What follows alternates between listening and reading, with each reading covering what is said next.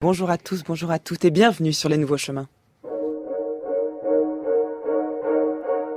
Enregistrement de l'émission de la radiodiffusion française, plateforme 70 sur l'âge atomique et qui provoqua une panique.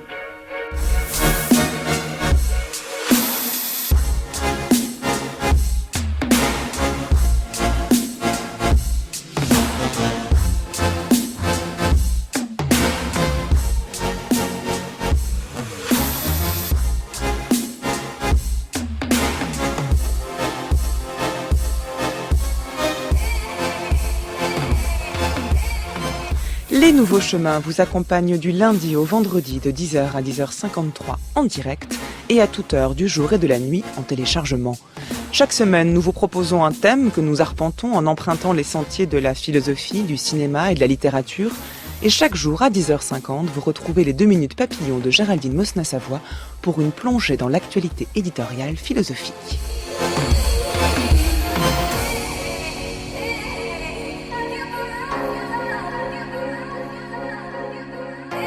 Voyage au cœur des atomes cette semaine en compagnie de Lucrèce et de son poème philosophique intitulé « De la nature » qui dépose le miel poétique sur les bords de la coupe philosophique d'Épicure. Alors si la nature se compose de matière et de vide, si l'univers illimité est fait d'atomes incolores et inodores, comment alors expliquer le surgissement de la liberté ? Si rien ne naît de rien, comment la matière peut-elle être à l'origine de la vie ? C'est le philosophe Jean Salem, professeur d'histoire de la philosophie à l'université Paris 1 Panthéon-Sorbonne, auteur d'un ouvrage consacré aux atomistes de l'Antiquité, Démocrite, Épicure et Lucrèce aux éditions Flammarion, qui vient pour vous répondre à ces questions aujourd'hui. Bonjour à vous Jean Salem. Bonjour Adèle Van Rey.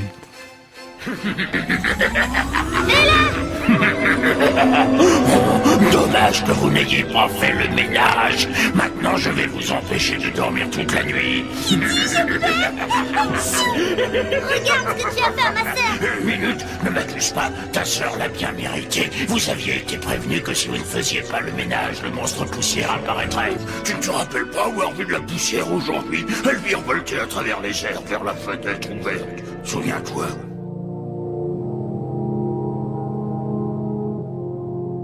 Observe.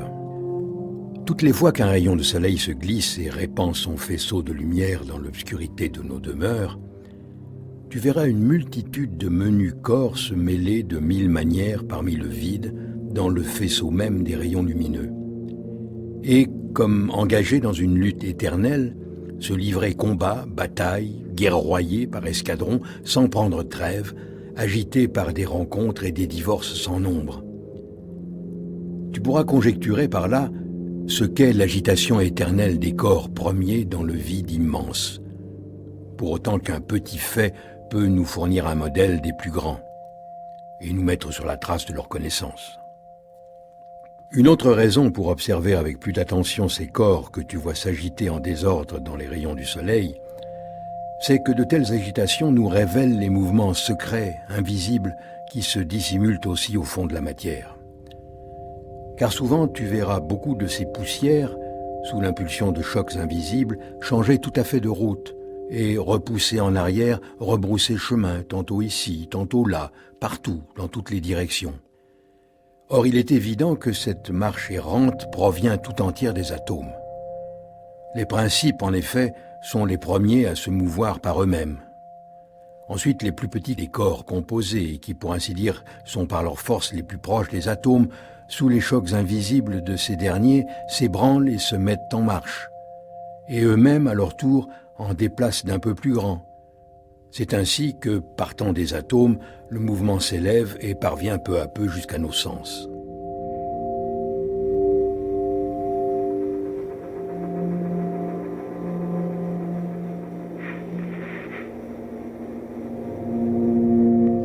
Pour faire comprendre ce que sont les atomes, au chant 2 de son poème de la nature, Lucrèce emploie l'image des particules de poussière dans un rayon de soleil qui permettent de figurer au sens humain, à travers la vue notamment, les mouvements incessants des atomes invisibles. Et pourtant, les atomes ne sont pas la poussière elle-même.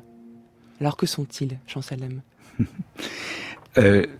Lucrèce qui reprend d'ailleurs ce qui se trouve déjà dans un passage du père fondateur de l'atomisme grec, Démocrite. Démocrite 5e siècle avant Jésus-Christ, Épicure 3e, Lucrèce 1er, toujours avant Jésus-Christ. Lucrèce qui reprend une superbe image donnée par Démocrite, nous dit que si nous voulons avoir une idée ou plutôt une image de ce qu'est la structure intime de l'univers et de tout ce qui nous entoure, on n'a qu'à, si je puis dire, il suffit de regarder l'agitation des grains de poussière dans un rayon de soleil.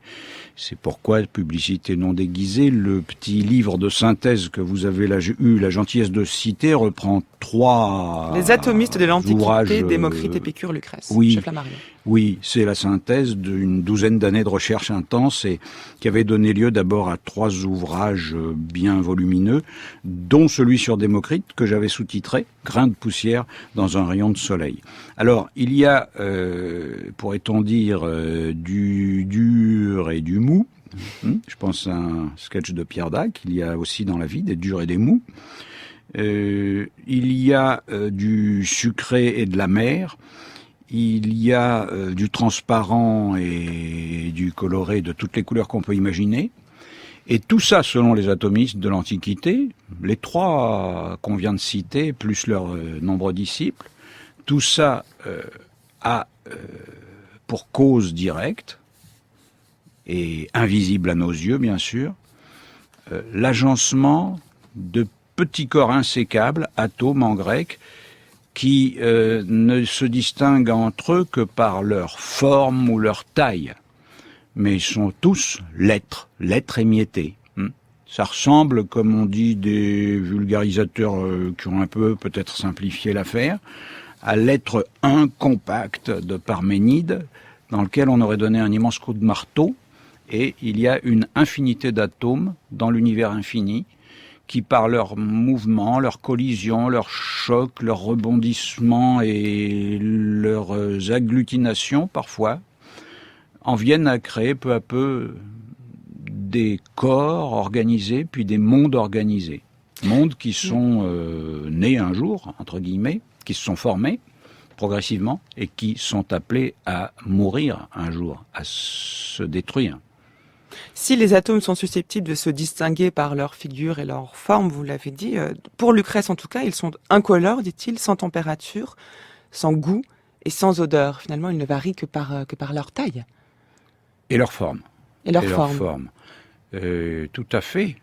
La chaleur, par exemple, est due, selon ces auteurs qui voyaient loin, à un échauffement résultant des collisions très nombreuses d'atomes qui n'ont pas trop d'aspérité. C'est pourquoi, d'ailleurs, ils vont jusqu'à supposer que nos propriétés intellectuelles dépendent d'atomes que chez Démocrite on appelle les sphéroïdes, c'est-à-dire tout ronds. Et comme il est dit dans pas mal d'endroits, ceux qui ont un ventre rond fendent plus vite la foule pour aller au buffet lors des réceptions que ceux qui sont tout anguleux, tout en angle. Et de la même façon, les atomes de l'âme sont ceux qui se faufilent le plus vite un peu partout dans les organes ou entre les autres atomes des autres organes. C'est comme du vif-argent, c'est comme du mercure. Et la luminosité à laquelle a été comparée la pensée chez les atomistes, c'est tout simplement la luminosité des atomes de feu. Ce sont des atomes qui sont cousins de ceux du feu qu'on voit rougeoyer dans la cheminée. Est-ce là la différence entre le corps et l'âme, puisque vous parlez de l'âme finalement dans un univers matérialiste, comment distingue-t-on le corps de l'âme, puisque tous les deux sont faits d'atomes? Eh bien, comme aurait dit le président Mao, l'âme est dans le corps d'un individu déterminé, comme un poisson dans l'eau, c'est-à-dire plus exactement que il y a juxtaposition de 2 tissus très discontinus, mais de 2 tissus quand même, tous 2 somatiques, tous 2 corporels, dans un individu humain ou dans un individu de l'espèce des vers de terre. Il y a des atomes qui ont des fonctions purement végétatives et puis des atomes qui sont les supports des fonctions matérielles. De même, après tout, que quand on me dit que si je fais un petit calcul mental, sauf erreur, j'émets des ondes bêta. J'espère que ça n'est pas l'inverse. Tandis que lorsque je me relaxe et que je suis sous un électroencéphalogramme, j'émets des ondes alpha. Voilà, nous intuitionnons, si je puis dire, qu'il y a comme un rapport entre un substrat physique, électrique, corporel, pensé en termes d'atomes, si vous voulez, ou de molécules, et les fonctions les plus élevées qui sont les nôtres. Mais il y a une différence ici entre l'atomisme de Lucrèce et celui de Démocrite, puisque Démocrite attribue le mouvement des atomes à une forme d'impulsion qui serait relative au tourbillon originel de l'univers, quand pour Lucrèce, le mouvement des atomes peut être assigné à deux causes, celle de la pesanteur et celle du choc entre les atomes. C'est pas exactement la même vision des atomes. Non, on va faire le prof. Il n'y a pas de tourbillon originaire de l'univers, mais des mondes, n'est-ce pas, hein? Univers infini, nombre infini de mondes dans cet univers infini, mortalité de chacun de ces mondes, qui sont nés une fois et qui se désagrégeront également un jour. Il y a un tourbillon cosmogonique, un tourbillon d'atomes qui ressemble étrangement à ce qu'on représente quand on parle de nébuleuses, aujourd'hui encore, en astrophysique. Et peu à peu, tout ça s'organise, s'étage. Les atomes les plus gros vont vers le centre et forment, dans le cas de notre monde, une Terre. Ceux qui sont expulsés vers la périphérie s'enflamment et donnent les astres, les étoiles qui sont composées d'atomes ignés. Alors, tout ça pour dire, quelle est votre question, docteur ? La différence entre Démocrite et Lucrèce, oui, sur la cause et l'origine des mouvements des atomes. Pardonnez cet oubli sénile de ce que vous demandiez. Non, je dirais que pour les trois, Démocrite, Épicure, Lucrèce, puisque c'est les trois grandes références en matière d'atomistique chez les Grecs et les Romains, les Latins, il y a deux causes, si on est chez Démocrite, trois causes, si on est chez les épicuriens, possibles du mouvement des atomes. Chez Démocrite, comme chez les épicuriens, le poids, semble-t-il, et surtout les chocs peuvent expliquer qu'un atome change de trajectoire ou surtout change de lieu. Il semble d'ailleurs au passage que chez Démocrite, ce soit plus moderne et qui ne parle pas du poids comme d'une sorte de propriété absolue qui, dans tous les coins de l'univers, est invariante. C'est plus compliqué. Il semble bien que chez Démocrite, les atomes les plus gros deviennent les plus lourds lorsqu'ils sont capturés, agrégés au milieu d'un monde en formation, et que les atomes les plus petits deviennent les plus légers. Alors, on arrive à nos épicuriens, puisque Lucrèce, n'est-ce pas, est le chantre, le disciple, adorateur d'Épicure, qu'il va jusqu'à qualifier de Dieu. Deus ille fuit, Deus, dit un vers célèbre du chant 5. Pour les épicuriens, il y a trois causes. Et on va parler sur tout ça, si j'ai bien compris le programme.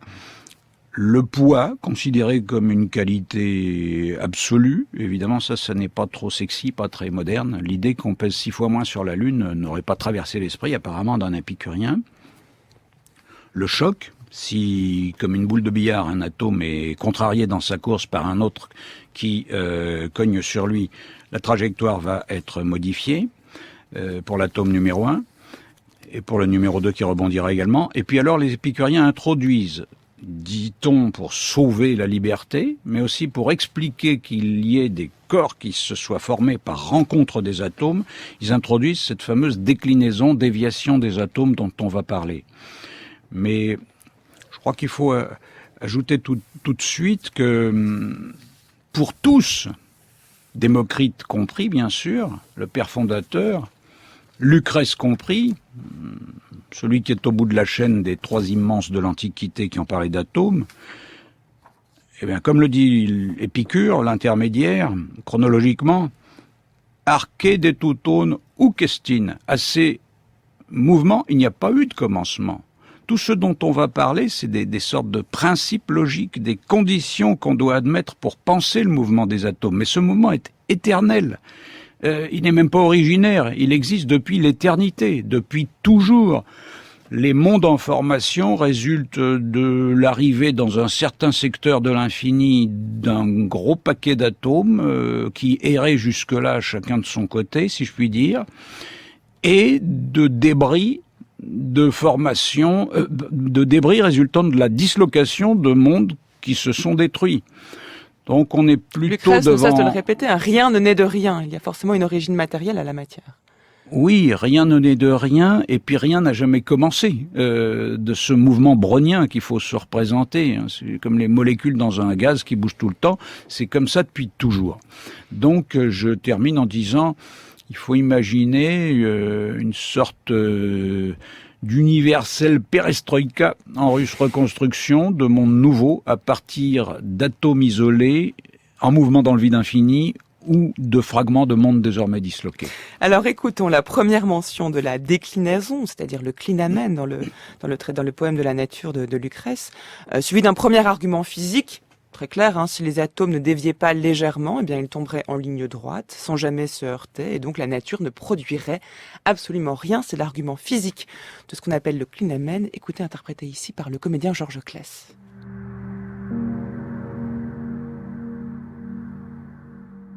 Il est un fait que nous désirons te faire connaître. Dans la chute en ligne droite qui emporte les atomes à travers le vide, en vertu de leur poids propre, ceux-ci, à un moment indéterminé, en un endroit indéterminé, s'écartent tant soit peu de la verticale, juste assez pour que l'on puisse dire que leur mouvement se trouve modifié. Sans cette déclinaison, tous, comme des gouttes de pluie, tomberaient de haut en bas à travers les profondeurs du vide. Entre eux, nulle collision n'aurait pu naître, nul choc se produire, et jamais la nature n'eût rien créé. Que si l'on va croire que les atomes plus lourds peuvent, grâce à la vitesse plus grande qui les emporterait verticalement à travers le vide, tomber d'en haut sur les plus légers et produire ainsi des chocs capables de provoquer des mouvements créateurs, on s'écarte et se fourvoie bien loin de la vérité. Sans doute, tous les corps qui tombent à travers l'eau ou le fluide rare de l'air doivent accélérer leur chute à proportion de leur pesanteur, car les éléments de l'eau et la nature de l'air subtil ne peuvent retarder également tous les corps et cèdent plus vite à la pression victorieuse des plus pesants. Mais pour le vide, en aucun lieu, aucun temps, il ne saurait se trouver sous aucun corps sans continuer de lui céder comme l'exige sa nature. Aussi, tous les atomes, emportés à travers le vide inerte, doivent se mouvoir avec une égale vitesse malgré l'inégalité de leur poids. Les plus lourds ne pourront donc jamais se précipiter d'en haut sur les plus légers, ni engendrer par eux-mêmes les chocs qui déterminent les mouvements divers que la nature emploie pour accomplir sa tâche. Aussi, je le répète encore, il faut que les atomes s'écartent un peu de la verticale, mais à peine, et le moins possible, que nous n'ayons pas l'air d'imaginer des mouvements que réfuterait la réalité.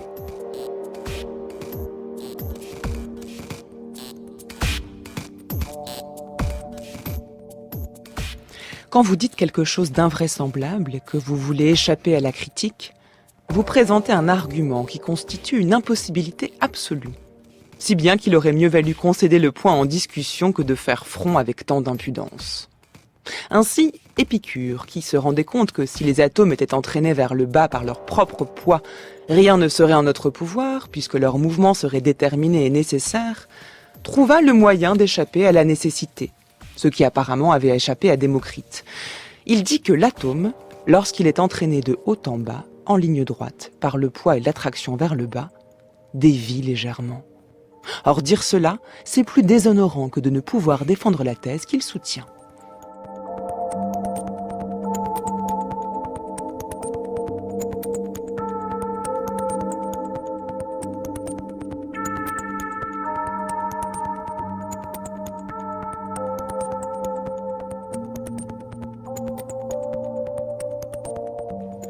Cette mention de la déclinaison des atomes, Jean Salem, cette existence du clinamen a fait couler énormément d'encre après Lucrèce et jusqu'au XXIe siècle d'ailleurs.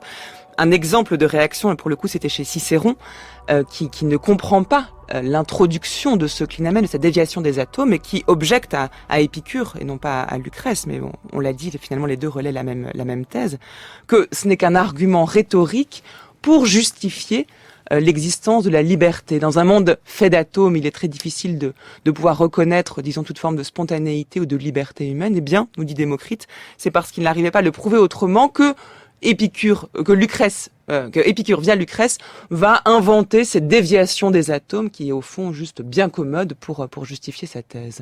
Comment défendez-vous Lucrèce ici, Jean Salem, contre Cicéron? Alors, d'abord, procédé classique, on va traiter en 4 secondes le dossier Cicéron, si vous voulez bien. Cet homme qui se présente toujours comme ayant sauvé la République, etc., et qui est tout de même un bien-pensant, n'aime pas l'épicurisme, c'est le moins qu'on puisse dire. Et il aurait même, d'après des diverses notices de Saint Jérôme, qui a vécu bien plus tard, etc., édité le poème de Lucrèce. En tout cas, dans une lettre à son frère, Quintus, il écrit « Lucreci poemata ut scribi citasunt » le poème de Lucrèce, on dira en français. Comme tu dis, c'est fort intéressant. Or, il ne mentionne jamais le nom de Lucrèce, dont il est le contemporain quasiment, dans ses écrits. Il y a une mise sous le boisseau, pour pas dire une censure, du matérialisme épicurien chez les bien-pensants de toutes les époques, qui ont professé, en l'occurrence les épicuriens, des thèses tout de même assez croquignoles. Les dieux n'interviennent absolument pas dans les affaires humaines, ou si ils existent, certes, mais ils sont faits d'atomes et ils sont localisés dans les intermondes. Donc les gratifications, les sanctions qu'ils pourraient nous accorder, tout ça, ce sont des fariboles, des fables populaires. Il n'y a rien après la mort. La politique est tellement désespérante qu'il n'y a pas trop lieu de suivre le cortège de tel ou tel démagogue ou de tel ou tel apprenti dictateur. Toute coïncidence avec une époque, etc., qui pourrait venir à l'esprit des auditeurs doit être proscrite. Bref, ils n'aiment pas, pour des raisons politiques, pour des raisons idéologiques, pour des raisons de bien-pensance, ces gens-là. Et il inaugure, il est le premier finalement, à inaugurer la cohorte de tous ceux qui vont parler, Leibniz bien plus tard, de la déclinaison ridicule des atomes, des épicuriens, Bergson, Paul Nizan, qui a de la sympathie pour les épicuriens, tous ces gens considèrent qu'il y a là une sorte de faillite, de faute logique, de bizarrerie, alors qu'il s'agit tout de même d'essayer d'introduire peut-être une marge d'indétermination dans le matérialisme, et on peut même dire le nécessitarisme démocritéen. Alors juste, si tout se passe, allez-y. Si tout se passe comme si c'était déjà écrit dans les étoiles, ou plus exactement dans les mouvements antécédents de chacune des particules de ce billiard ball universe, comme dit un commentateur, cet univers de boules de billard, ça va être difficile de pratiquer l'admonestation et le blâme, comme disent certains épicuriens, et comme Épicure lui-même le dit. Un héros, un salaud, comme eût dit Sartre, ça n'existe pas si tout est déterminé dans nos gènes ou dans les mouvements des atomes il y a quelques milliards d'années. En un mot, juste avant, puisque la question du clinamen est vraiment au cœur du poème même de Lucrèce, et on n'aura pas assez le temps d'une émission pour en faire le tour. Le clinamen, on appelle ça la déclinaison, c'est-à-dire que le fait qu'un atome ne suive pas une trajectoire qui semblait déterminée. Donc, toute la question est de savoir, est-ce que c'est l'introduction d'une indétermination, ou bien si c'est une détermination qui elle-même ne suit pas les autres déterminations. Il y a deux possibilités. En termes purement physiques pour l'instant, Jean Salem, parce qu'après il y a des conclusions éthiques à tirer de cette intervention du clinamen au sein du matérialisme de Lucrèce. Et de toute façon, on est bien d'accord que le texte de Lucrèce est divisé en deux parties, deux arguments. Voilà, on vient d'entendre le premier. On vient d'entendre le premier. Sans la déclinaison, la nature n'aurait rien créé, au sens des anciens, c'est-à-dire elle n'aurait rien organisé. Mais alors pourquoi a-t-il besoin de la déclinaison pour montrer pour justifier la création de la nature? Finalement, les atomes, vous l'avez dit, se rencontrent, et c'est ça qui crée la nature. On va le dire, et Grand 2, Chant 2, vers 251 et suivant, sans la déclinaison, tu pourrais pas expliquer la liberté. Tu ne pourrais pas expliquer la liberté que nous expérimentons. Alors, je reviens à la première partie et à votre question. C'est en fonction, certainement, bien sûr, de la solide critique apportée par Aristote au livre 4 de la physique, dans le traité du ciel, au livre 1, chapitre 7, et puis il y revient, au livre 2, au livre 3 et 4. Solide critique qu'avait apporté Aristote contre le démocritéisme, qui tient en ceci, en gros, de toute façon, dans le vide, ce n'est pas comme dans l'air ou dans l'eau. Lucrèce reprend cela d'ailleurs textuellement. Les plus lourds des atomes ou les plus gros ne vont pas rattraper les plus légers. Tout se mouvra à la même vitesse. Par conséquent, vous ne pouvez pas expliquer dans le vide comment il y a des rencontres entre atomes. Alors, solution, avec encore une fois deux grands principes. Petit 1, celui que j'ai évoqué tout à l'heure. Arché des toutones ou kestine. À ces mouvements, il n'y a pas eu de commencement. Il ne faut pas imaginer une pluie d'atomes, puis enfin, la première déclinaison est intervenue et les atomes ont commencé de se cogner, de se rencontrer. Absolument pas. Depuis toujours, il y a le poids, les chocs et la déclinaison qui, selon les épicuriens, expliquent la formation de ce que nous pouvons voir de nos yeux. Et d'autre part, tout ça est conforme d'une certaine façon, mais là j'anticipe un peu, au principe ex nihilo nihil, rien ne peut naître de rien. Tu éprouves le sentiment de la liberté, ça a donc bien rapport avec quelque chose qui est dans les éléments de l'ordre de la spontanéité. Un observateur qui disposerait de toutes les données, à la différence du génial observateur de Laplace qui ressemble beaucoup au Dieu Tout-Puissant, quelqu'un qui pourrait soumettre tous les mouvements de tous les atomes de l'univers à l'analyse, il ne pourrait pas forcément prévoir, selon Lucrèce, à la différence de ce que dira Laplace, il ne pourrait pas prévoir ce qui va se passer dans le moindre détail à l'instant suivant.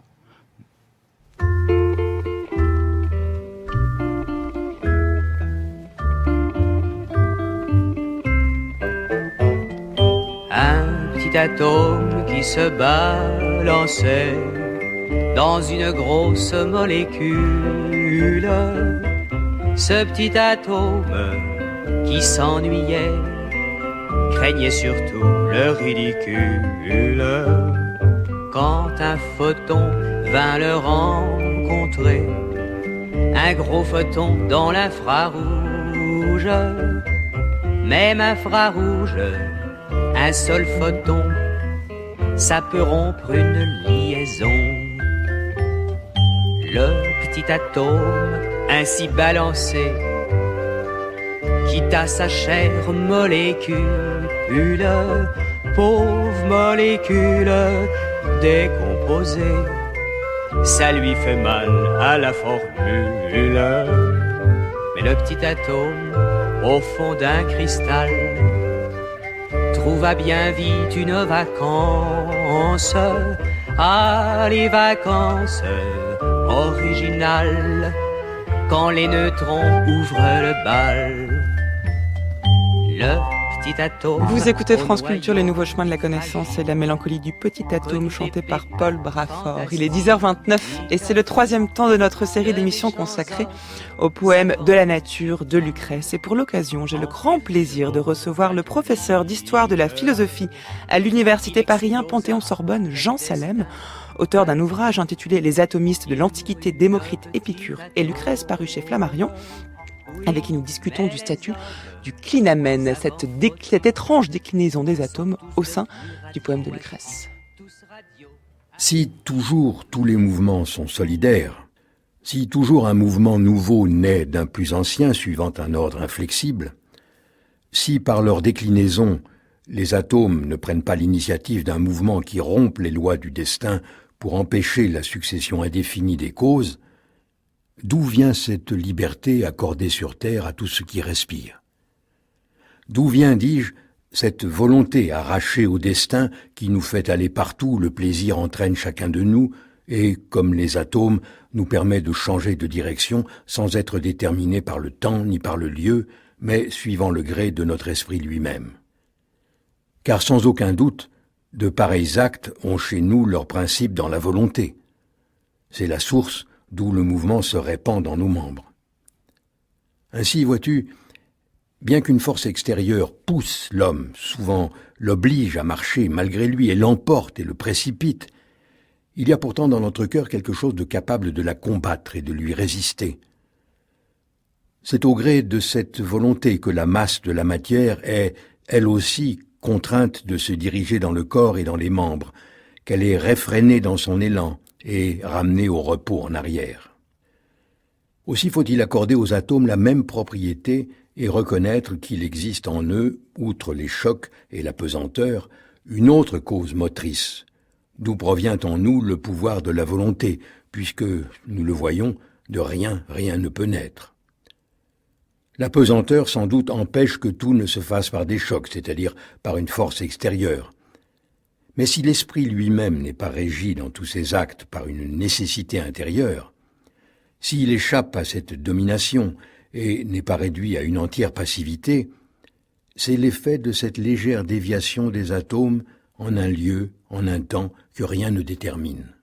Et c'est au chant 2 de son poème de la nature, des vers 251 à 293, que Lucrèce, après avoir longuement décrit la matière de la nature, à savoir donc les atomes dont nous parlons depuis le début de cette émission, introduit le terme de liberté, le terme de volonté, celui de cœur, tant et si bien que nous avons du mal à comprendre en quoi finalement cette déclinaison des atomes, en quoi consiste le clinamen, reste matérielle. C'est comme si ici Lucrèce procédait à un saut qualitatif et qu'il postulait l'existence de liberté au sein d'un monde qui semble tout faire pour la rendre impossible. Comment comprendre ce paradoxe, Jean Salem ? Ça va être difficile de parler un minimum, mais je vais parler autour de 3 mots. Minimum, déclinaison, nous aussi nous déclinons, déclinamus, dit le vers 259 du même chant 2, et puis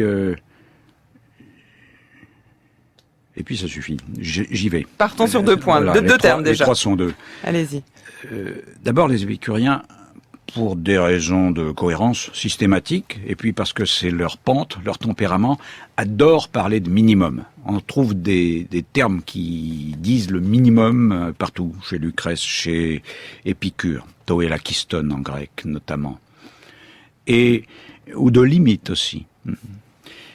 Alors, pour ce qui est de cette fameuse déclinaison, on est bien d'accord. En un temps, en un lieu que rien ne détermine, en un temps, en un lieu indéterminé, l'atome, pas forcément qui tombe tout droit d'un haut absolu, qui entre nous n'existe pas, vers un bas absolu. Dans toutes les directions de l'espace, l'atome qui est sur une certaine trajectoire peut dévier selon un angle minimal, pas infinitésimal, tout petit. Il y a une certaine pente angulaire. Et alors, les épicuriens, encore une fois, se régalent. Ils aiment bien même parler de partie minimale dans l'atome. N'allons pas penser aux électrons ou aux neutrons des modernes. Un atome est insécable, mais si je le visualise, si je l'imagine, je peux y décrire des aires, AIRES, des petites surfaces, on peut dire même des petits cubes si on a envie pour simplifier, mais ça c'est pas de l'épicurisme. Et un atome est forcément le multiple entier de ce que les épicuriens appellent les petites parties, minima partes, les parties minimales, pas infiniment petites, très très très très petites. De même, et je passe sur 1000 autres détails, ils adorent donc parler de cet angle minimal, de cette sorte de minimum trigonométrique qui est la petite déviation qui s'emparerait, si je puis dire, de la trajectoire de l'atome et de l'atome lui-même. Et ça correspond à quoi ? Ça correspond au fait qu'il faut bien loger une certaine spontanéité dans les particules élémentaires si on veut expliquer d'abord que depuis l'éternité, elles se rencontrent et elles ne tombent pas les unes sans rattraper les autres. Et ça a aussi l'effet d'expliquer, d'après les épicuriens, en vertu d'exemples un peu bizarres qu'on va évoquer, notre liberté. Mais je tiens à revenir sur deux choses. Oui, mais quand même. Oui, non, mais surtout essayer de répondre à la question, pourquoi liberté ? Que vient faire ce terme ici dans un univers atomiste? Déclinaison des atomes, soit. Déviation, pourquoi pas? Mais pourquoi liberté? Ici, Lucrèce semble donner raison à Cicéron. On a l'impression que c'est parce qu'il est bien en peine d'expliquer le phénomène de la volonté et de la liberté, bien qu'il distingue les deux, bien qu'il trouve disons une explication physique à cette liberté en invoquant la déclinaison des atomes. Bon. Donc, on a réglé l'affaire, je vous réponds, rassurez-vous, on a réglé l'affaire du minimum, nec plusquam minimum, paolulum, dit Cicéron en résumant Lucrèce avant de le dauber, de se moquer de lui, avant de dauber ce qu'il a dit. Intervallo minimo, bon, un tout petit angle. Alors, les atomes tomberaient, conditionnels, ça n'est jamais arrivé historiquement. Uti imbris gutae, comme des gouttes de pluie, selon des lignes parallèles, de haut en bas. Ça, c'est plutôt naïf dans la physique épicurienne de considérer qu'il y a un haut et un bas absolu dans l'univers. Et il ne se rattraperait jamais s'il n'y avait pas quelque chose qui fait qu'ils puissent entrer en collision, ça, que leur trajectoire se croise. On est d'accord ? Bon. D'autre part, comment peux-tu expliquer que je lève le bras, que je sois obsédé par une telle plutôt que par sa sœur cadette, s'il n'y a pas une part de décision, osons dire le grand mot, si nous ne sommes pas de simples marionnettes du destin.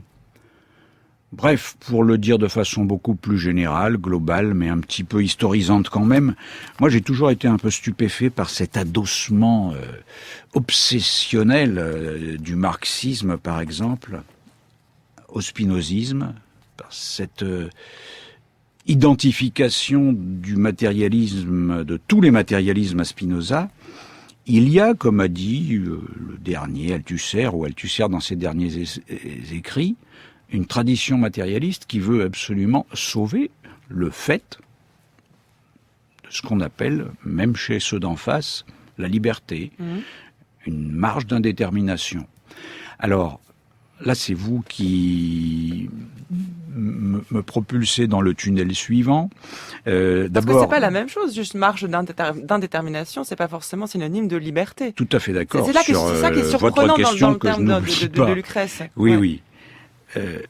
Donc, il y a d'abord le cas Lucrèce. Après le dossier Cicéron, le dossier Lucrèce, c'est que ça n'est pas limpide, c'est le moins qu'on puisse dire. Le comment de la liberté dans ces textes pourtant somptueux. D'ailleurs, Lucrèce donne deux exemples qui nous laissent un peu perplexes. Moins le deuxième que le premier. Tu veux deux preuves de ce que ça existe, la liberté ? Les chevaux qui piaffent d'impatience quand ils sont retenus dans leur box ou au départ d'une course et qui attendent que les herses changent de position pour s'élancer, le fait même que ça mette un certain temps, l'impulsion, le fait qu'ils s'élancent quand enfin ils ont la voie libre, ça prouverait, selon Lucrèce, l'existence de ce mouvement bizarroïde, la déclinaison. Il faut que les atomes de leur âme, de leur cœur, commencent à ébranler de proche en proche les autres atomes jusqu'à ceux de la périphérie de leur corps, de leurs sabots, pour que ça démarre. Bon, bizarre comme première preuve, entre guillemets. La deuxième est quand même beaucoup plus sexy en période de robotisation des esprits. On me l'avait fait remarquer un jour en me disant c'est quand même assez clair.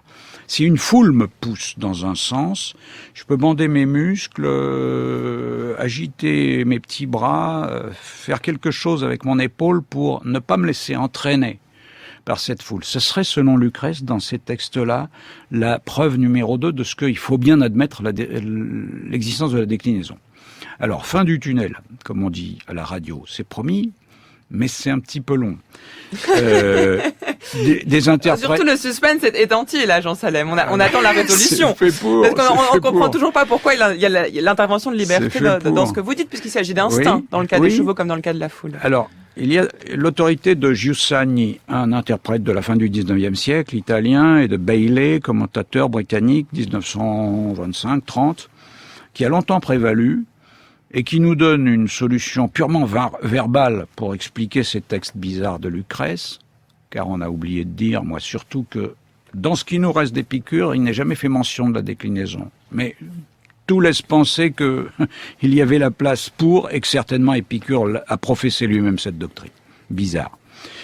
C'est Lucrèce qui nous a laissé les textes, et Giussani, Bailey disent que, alors, ce qui est un hasard stochastique purement irrégulé pour l'atome individuel, devient dans l'esprit, lorsque par exemple il prend une décision, un hasard conscient. C'est de la bouillie verbale, qu'est-ce que c'est qu'un hasard conscient? D'autant que le sage ancien, après Aristote et pour tout le monde, n'est absolument pas quelqu'un qui est tiraillé entre plusieurs tentations, qui se dit « je voudrais bien mais je peux pas ». Vous me taperez sur les doigts si j'évoque Léon Blum, mais personne n'est parfait. Madame Thorez me disait que on dit dans le Nord de quelqu'un qui est pas vraiment décidé, il a les pouces dans ses mains, il a les pouces dans ses mains, il garde les pouces dans les mains. Et au meeting de Léon Blum, pleurnichant parce qu'il aurait bien voulu, mais il n'a pas pu aider la République espagnole agressée par les fascistes, elle l'a vu avec les pouces dans ses mains. Alors, c'est pas ça le sage antique. Le sage antique, il est régulé, si je puis dire, de telle façon qu'il y a certains désirs, sauter sur la première jolie femme qui passe, par exemple, qui ne peuvent même pas apparaître à ce qu'on appelle sa conscience. Alors, dernière solution. Allez, il nous reste 4 minutes, donc là, il faut y aller, Jean Salem. On plonge direct, 1984, avant-hier, mais on s'arrêtera là. Moi, je trouve très séduisante l'hypothèse d'un certain Saunders, un interprète parmi beaucoup d'autres. Lorsque Lucrèce nous parle dans le chant 4 d'un monsieur qui décide de se lever. Il décrit comment les atomes de proche en proche de son cœur et puis de la partie rationnelle de son âme et puis de ses jambes commencent de s'ébranler progressivement. Et là, il n'y a pas un mot sur la déclinaison, parce que c'est une décision stupidement banale qui est prise 10 fois par jour par un homme pas trop ramollo. Mais tout semble se passer comme si la déclinaison aidait au moins à expliquer, du côté de notre liberté macroscopique, la formation de nouveaux schèmes d'action. Pour répondre à quelque chose d'un peu inattendu. Je suis poussé par une foule, où le cheval est coincé, il n'a pas l'habitude.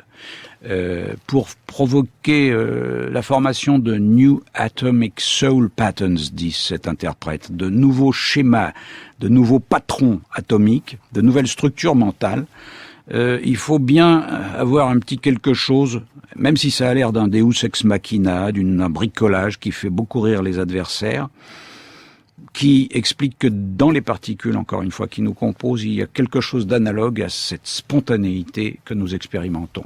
On peut ici suivre l'interprétation qu'en donne Gilles Deleuze en Logique du sens, où il dit que le clinamen ou la déclinaison n'a rien à voir, dit-il, avec un mouvement oblique qui viendrait par hasard modifier une chute verticale. Il est présent de tout temps, il n'est pas un mouvement second, ni une seconde détermination du mouvement qui se produirait à un moment quelconque, en un endroit quelconque. Le clinamen est la détermination originelle de la direction du mouvement de l'atome. Et il me semble que ce que dit Deleuze ici permet de contredire les interprétations du clinamen qui tendraient vers une forme d'introduction du hasard au sein de la nécessité. Ou alors il faut entendre hasard dans le sens spinoziste, à savoir une forme de déterminisme qui n'est pas compris.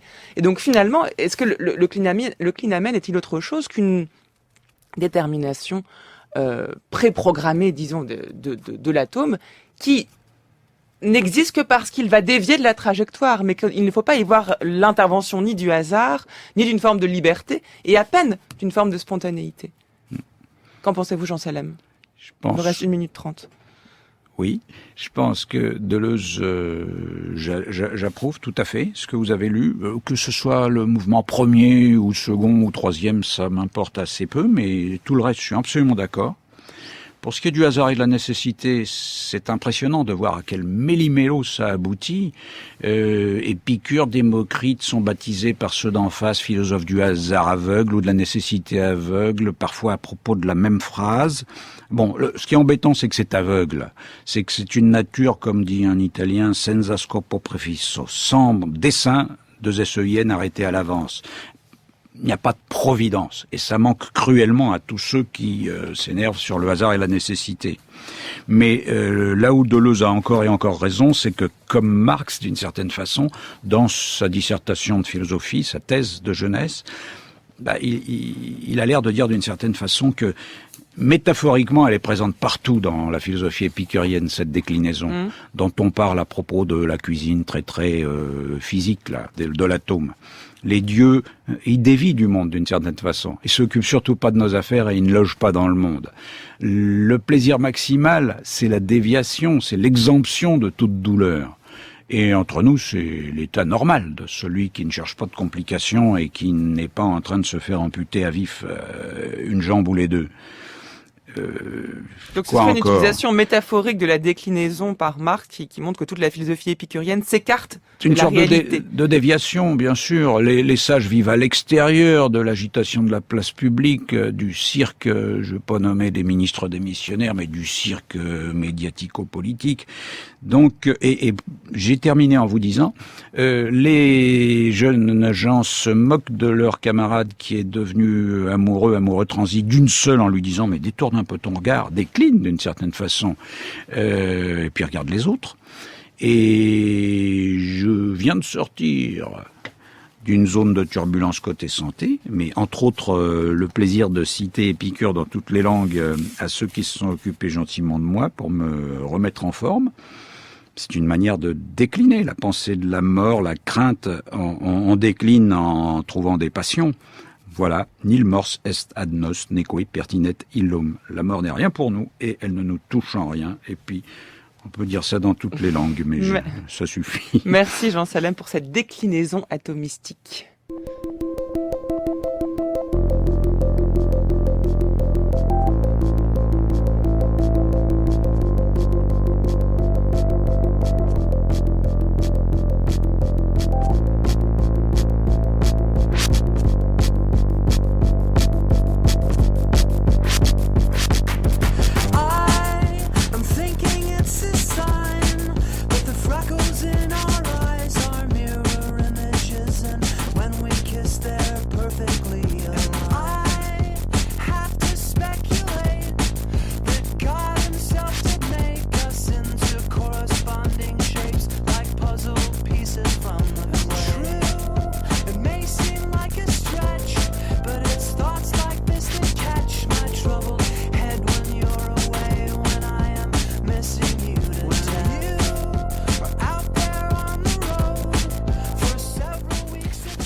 Lucrèce ou la poésie dérivative des atomes. Les atomes à la dérive ont leur poésie aussi. Vous la trouvez dans le poème de la nature de Lucrèce, chers auditeurs. Lisez-le, plongez-vous dans cet univers incroyable d'un lyrisme sombre, mélancolique et magnifique en même temps. Vous trouvez la traduction notamment en Garnier, Flammarion ou bien aux belles lettres. Les deux sont possibles. Vous écoutez France Culture, les nouveaux chemins de la connaissance, il est 10h48.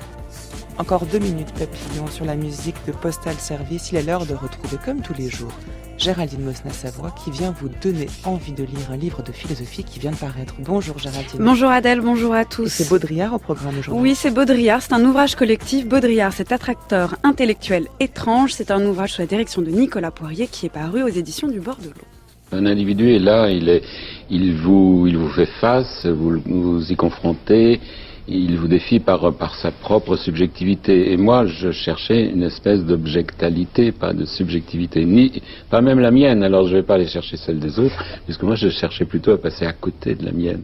Subjectivité, objectalité, pas de doute, c'est bien Jean Baudrillard qui vous parle. C'était en 1999, alors que ces photographies d'objets allaient être exposées pour la première fois. Un individu qui nous défie par sa propre subjectivité et que l'on cherche à appréhender comme une objectivité, c'est bien aussi de Baudrillard qu'il s'agit dès lors que des travaux tentent de saisir l'instantané de son parcours. Mais Baudrillard, si productif quant à la question des objets et si peu soucieux de sa propre subjectivité, peut-il prétendre être un objet d'étude ? Et inversement, et c'est la question plus large que l'on peut lui poser, peut-on échapper à la subjectivité des individus et à la sienne ? Peut-on passer à côté ? Ne sommes-nous pas toujours et d'abord des sujets ? L'ouvrage collectif qui vient de paraître aux éditions du Bord de l'eau sous la direction de Nicolas Poirier et qui lui est consacré a choisi pour titre Baudrillard, cet attracteur intellectuel étrange. Étrange justement, mais si juste, car un attracteur étrange n'est pas seulement une formule dont on comprend intuitivement le sens, mais c'est aussi un objet mathématique, c'est plus précisément une représentation dynamique, une modélisation de certains états turbulents. Et c'est une image parfaite pour décrire Baudrillard, tout à la fois paradoxal, évanescent dans l'hyper-réalité du virtuel et si prompte à modéliser les bouleversements technologiques, informatifs, politiques de notre époque, comme le rappelle chacun de ses textes. Mais c'est aussi une image parfaite pour Baudrillard parce qu'elle est précisément une image. C'est une illusion qui ne s'oppose pas à la réalité, c'est une illusion qui nous permet de le capter, mais qui nous permet surtout et contre lui d'en faire le sujet de sa propre photographie. Baudrillard, cet attracteur intellectuel étrange, c'est le titre du livre. C'est ça, joli titre, sous la direction donc de Nicolas Poirier, cet ouvrage collectif, et c'est aux éditions du Bord de l'eau. Merci Géraldine, merci Jean Salem et merci à tous. Les nouveaux chemins touchent à leur fin, pas d'inquiétude. On se retrouve demain pour la suite et fin de cette semaine consacrée à Lucrèce, le poète philosophe. Demain, ce sera Patrick Dandré qui viendra vous parler de la postérité de Lucrèce au XVIIe siècle, entre athéisme et libertinage, de La Fontaine à Molière. Si vous voulez réécouter cette émission ainsi que toutes celles de cette semaine, rien de plus simple, rendez-vous sur le site de France Culture, la page des nouveaux chemins. Vous pourrez la réécouter en ligne, mais également la télécharger, la podcaster afin de l'écouter à l'heure de votre choix. Et puis nous vous donnons également rendez-vous sur nos comptes Facebook et Twitter où les nouveaux chemins mettent en ligne quotidiennement l'émission du jour.